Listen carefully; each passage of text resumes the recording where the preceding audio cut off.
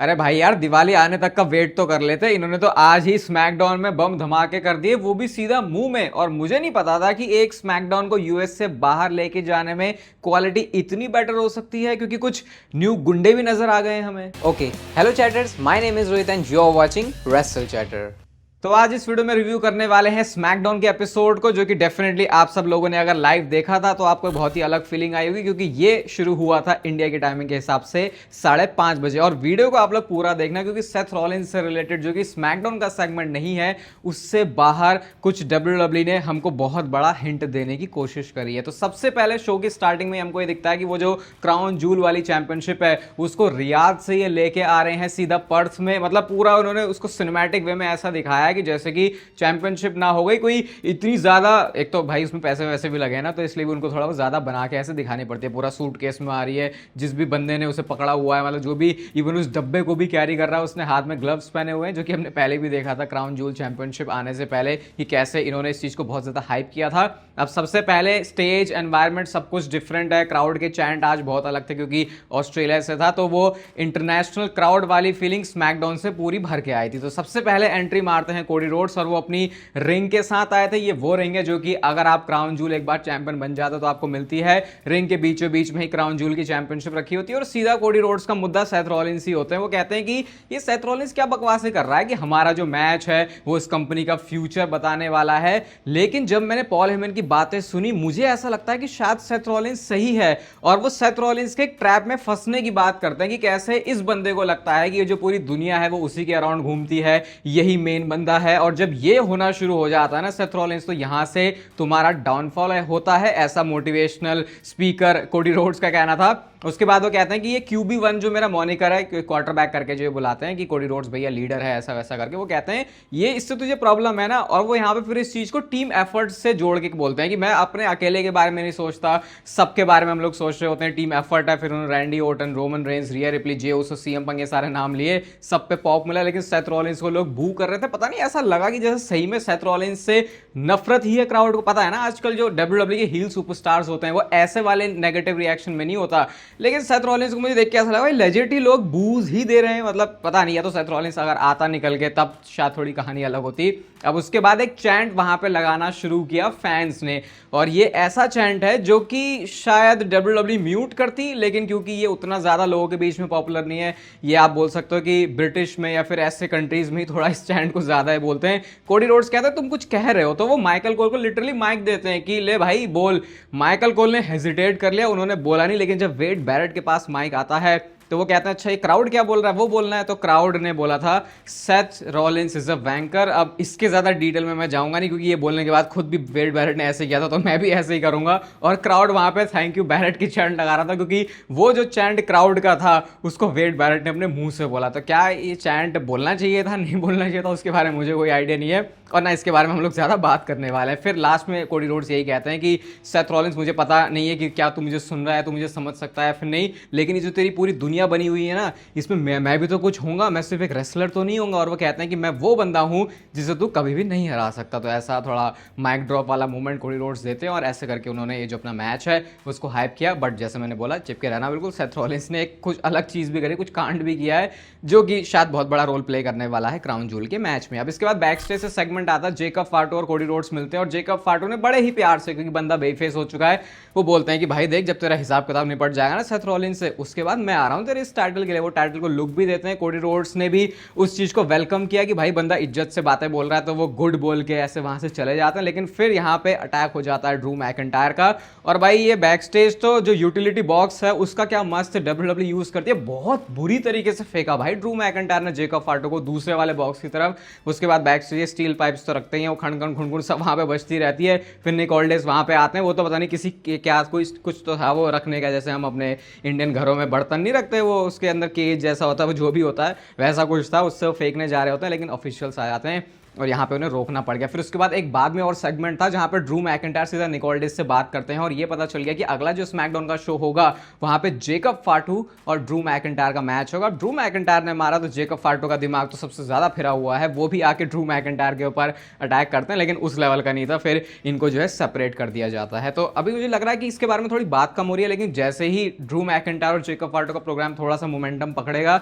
ये बहुत बढ़िया चीज़ डिलीवर कर सकते। थोड़ी सेम तरीके की वाइब दे रहा है जैसे ब्रॉन्सन रीड और ब्रॉन स्ट्रोमैन ने नहीं किया था, उनका अलग ही चल रहा था मंडे नाइट रॉ में। तो शायद वो चीज़ भी यहाँ पे हो सकती है अगर इसके ऊपर अच्छे से काम किया जाए। और वैसे भी जेकब फाटू और ड्रू मैकिंटायर ऐसे सुपरस्टार्स हैं जिनको WWE सीरियसली लेती है, एटलीस्ट मिड गार्ड में तो आप बोल सकते हो। तो यहाँ से आप जो अपनी एक्सपेक्टेशन है वो थोड़ी अच्छी खासी रख सकते हो। इसके बाद नेक्स्ट आता है शो पर सैमी ज़ेन का ओपन चैलेंज, और इस ओपन चैलेंज में बहुत सारी WWE ने ट्विस्ट एंड टर्न्स डाले। सबसे पहले तो नाकामुरा निकल के आया और नाकामुरा अपने पुराने वाले म्यूजिक के साथ आते, वो सैमुराई वाला वो नहीं था। तो क्या ये बेबी फेस वाला नाकामुरा है? और मुझे नहीं समझ में आ रहा कि नाकामुरा के साथ होता क्या है। ना इनको नाकामुरा को रखना है, ना उनको शोज में बुक करना है। फिर कभी आता है और ऐसा लगता है, याद है एक बार वर्ल्ड चैंपियनशिप के लिए भी नाकामुरा को मौका मिला था, फिर बीच में उनको सैमुराई वाला लुक करके बहुत ध्यान दिया है। ये भूल जाते हैं नाकामुरा के बारे में, क्या मुझे समझ में नहीं आता। लेकिन नाकामुरा चलो मेन इवेंट लेवल पर नहीं लेके जा रहा, तो मिड कार्ड में तो ऐसा बंदा है जिसको कंसिस्टेंटली तुम हमेशा बुक कर सकते हो और वो डिलीवर भी करेगा। और वैसा ही स्मैश में होता है। एक तो क्राउड इंटरनेशनल है, ऑस्ट्रेलिया का है, कुछ अलग ही तरीके की एनर्जी उन्होंने इसमें डाल दी। जैसे मिचिनो को ड्राइवर लग रहा है, रोल अप के हमने बहुत सारे मल्टीपल सीक्वेंसेस देखे, एक्सप्लोडर था, सैमी ज़ेन ने अपनी हेलुआ किक बाहर बैरिकेड के ऊपर ही हिट कर दी, फिर कैसे भी करके अंदर वो पहुंच जाते हैं। लेकिन फिर किनशासा जो फिनिशर है वो नाकामुरा ने लगा दिया, और भाई वो तो ऐसा लग रहा था कि शायद टाइटल चेंज हो गया, लेकिन सैमी ज़ेन ने अपना जो पैर है वो लगा दिया था रोप पे, तो रोप ब्रेक हो जाता है। अब फिर से अपने फिनिशर के लिए नाकामुरा जा रहे होते हैं, लेकिन एक बंदा आता है हुडी में जिसने अटैक किया नाकामुरा के ऊपर, और जैसे ही मुझे वो चेहरे का फेस पेंट दिखा वो बहुत ऑब्वियस हो गया था। अगर आप पहले से देख रहे हो पूरी हिस्ट्री, ये टामा टोंगा, ये बुलेट क्लब, इन सारे हिसाब किताब जो था इनका पहले वाला, तो वो फेस पेंट था जिससे पता चल गया ये बंदा कोई और नहीं बल्कि टामा टोंगा है। और टामा टोंगा का लुक तो पूरा बदल चुका है भाई। पहले वो थोड़ा श्रेडेड या फिर कम बॉडी फैट परसेंटेज पे था, अब उनका बॉडी फैट परसेंटेज ज़्यादा हो गया, जिसकी वजह से वो बंदा थोड़ा सा चौड़ा लग रहा है। भले उसकी डेफिनेशन थोड़ी कम हो गई। और टामा टोंगा, ये मैंने क्या यहाँ पे इतना बॉडी बिल्डिंग का ज्ञान मार दिया, बट उसके अकेले नहीं आते, उनके साथ पूरी उनकी MFT निकल के आती है। टाला टोंगा भी वहां पे थे, टोंगा लोआ भी वहां पे थे, जेसी मटेओ भी वहां पे थे, और उसके बाद उन्होंने बुरी तरीके से मिलकर सबको धोया। और सोलो सिकोआ बड़ी ही चौड़ में आता है। मेरे को ऐसा लग रहा था कि शायद ये बस ऐसी कुछ भी कर रहे हैं, पता नहीं क्या चल रहा है, लेकिन अब इन सारी चीजों का सेंस बना, क्योंकि ये रीपैकेज कर रहे थे पूरी सोलो सिकोआ की ब्लड लाइन और खुद सोलो सिकोआ को। और ये जो फेस पेंट लेके आ गए ना, मेरे ख्याल से यहां से अगर इन्होंने मोमेंटम सही बना के रखा तो लेजिट एक फैक्शन फील होगी सोलो सिकोआ की, और उससे रिलेटेड चीज WWE ने आज करी भी है स्मैकडाउन में, जिसके लिए भाई प्रॉप्स देने पड़ेंगे ट्रिपल एच को। पता नहीं, कभी कभी ऐसा लगता है कि यही वो बंदा है जो कि बाकी इस सारे शोज बुक कर रहा है, फिर अचानक से एक ऐसा स्मैकडाउन जैसा आज का शो आ जाता है कि लगता है भाई यहाँ पे तो काफी सारा मस्त मसाला भी रहता है। तो पता नहीं, बड़ा अजीब सा है। बट अभी MFT ने आगे क्या किया उसके बारे में बात करेंगे थोड़ी देर में। बट नेक्स्ट मैच आता है टैग टीम वाला, Stephanie Vaquer and Tiffany Stratton versus Kiana James और जूलिया। ये मैच बस इसीलिए है कि इन दोनों को लड़ना है, टिफनी और स्टेफनी को, तो चलो इनको आपस में जो है एक टैग टीम में डाल देते हैं। ऑब्वियसली उनको मैच जीतना ही था। लास्ट में स्टेफनी वकैर ने बाहर कूदा और उस टाइम पर टैग इन कर लिया टिफनी स्ट्रैटन ने, मून शॉट लगा के अपनी टीम के लिए उन्होंने विक्ट्री ले ली। और उसके बाद वो जो क्राउन जूल की चैंपियनशिप है उसके सामने स्टेफनी वकैर और टिफनी स्ट्रैटन ने पोज किया। यह आखिरी बार था जब एक दूसरे के आमने सामने है। अब सीधा कल क्राउन जूल में होगा इनका चैंपियन वर्सेस चैंपियन वाला मैच। अब इसके बाद शो पर चैंपियनशिप के लिए मैच था street profits versus white six के बीच में। और जिस भी मैच में मॉन्टेस फोर्ड है, चाहे वो सिंगल्स मैच हो, चाहे वो टैग टीम मैच हो, चाहे वो 6 मैन हो, चाहे वो 8 मैन हो, अलग से अट्रैक्शन MVP बनने का तो रोज का हो गया उनका। और वही उन्होंने आज यहाँ पे किया भी, डबल ब्लॉकबस्टर हमको दिखता है। लेकिन एंड में उनका जो वो फ्रॉग स्प्लैश है, वो जो हेवन से पूरा मारते हैं ऊपर, वो लैंड नहीं हुआ, जिसके बाद वाइट सिक्स ने अपना डबल टीम फिनिशर हिट करके इस मैच में चैंपियनशिप रिटेन कर ली। बट इसके बाद एक बहुत ही बढ़िया चीज WWE ने करी है, और जिस तरीके से आज MFT सोलो सिकोआ पूरे रंग रूप बदल के आए थे, इन्होंने सीधा एक स्टेटमेंट भी देने की कोशिश करी है, क्योंकि पीछे से पूरी MFT निकल के आती है। एक बड़ी फनी चीज हुई यहाँ पे, अब क्योंकि उधर वाइट सिक्स में 3 बंदे और एक बंदी है, लेकिन यहाँ पे 4 बंदे हैं। तो फनी बात ये हुई कि जो निकी क्रॉस, हर किसी का एक दूसरे से फेस ऑफ होता है ना, फेस टू फेस, तो टोंगा लोआ के सामने निकी क्रॉस को रखा हुआ था। डेफिनेटली इसके तो अब तक बहुत सारे ट्विटर पे मीम्स बनी गए होंगे कि इस तरीके से टोंगा लोआ को दिखाया।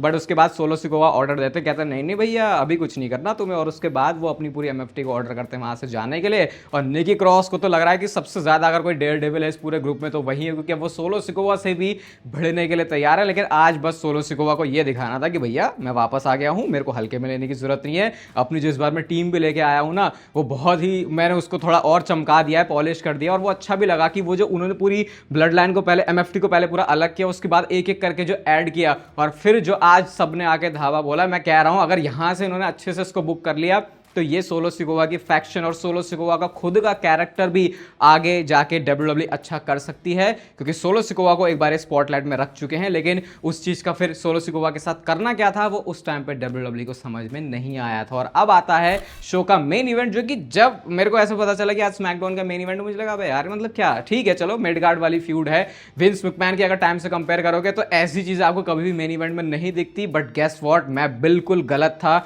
इस मैच के बारे में जो मैंने अपना ओपिनियन फॉर्म किया था, क्योंकि इस लास्ट मैन स्टैंडिंग मैच में वो जो मैं कहता हूं ना कि यार वाओ फैक्टर कुछ तो डालो भाई, तुम बेसिक नहीं कर सकते।